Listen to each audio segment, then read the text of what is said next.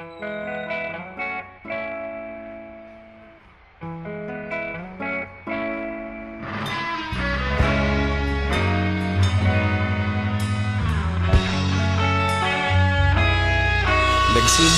ang lahat sa eskwela, nagsama-samang 12 sa kalokohan at sa tuksuhan, hindi maawat sa isa't isa. Madalas ang standby sa cafeteria, isang barkada na kay saya. Laging may hawak-hawak na gitara, konting udyok lamang kakanta na. Kay simple lamang ng buhay nun, walang mabibigat na suliranin. Problema lamang laging kulang ang datong. Sana napunta ang panahon? Sana nga ba? Sana nga ba? Sana napunta ang panahon? Sana nga ba? Sana nga ba?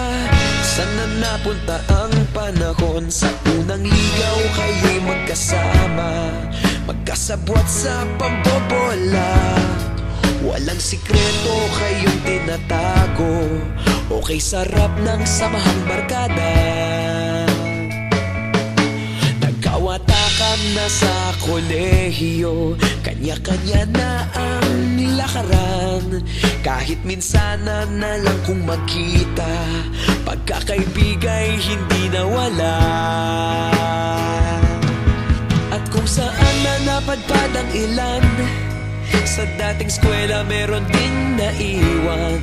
Meron pa ngang mga ilang nawala na lang, nakakamiss ang dating samahan. Sana nga ba? Sana nga ba? Sana nga bang barkada ngayon? Sana nga ba?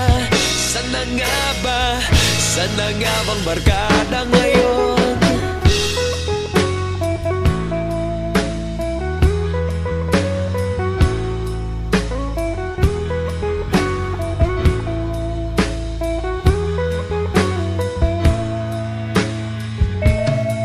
Ilang taon din ang nakalipas, wala pa sa aming tatay na nagsusumikap upang yumaman at guminhawang kinabukasan. Paminsan-minsan kami nagkikita, mga naiwan at natira. At gaya nung araw namin sa eskwela, pag magkasama'y nagwawala. Napakahirap malimutan ang saya ng aming samahan. Kahit lumipas ng ilang taon, magkabarkada pa rin ngayon. Magkaibigan, magkaibigan, magkaibigan pa rin.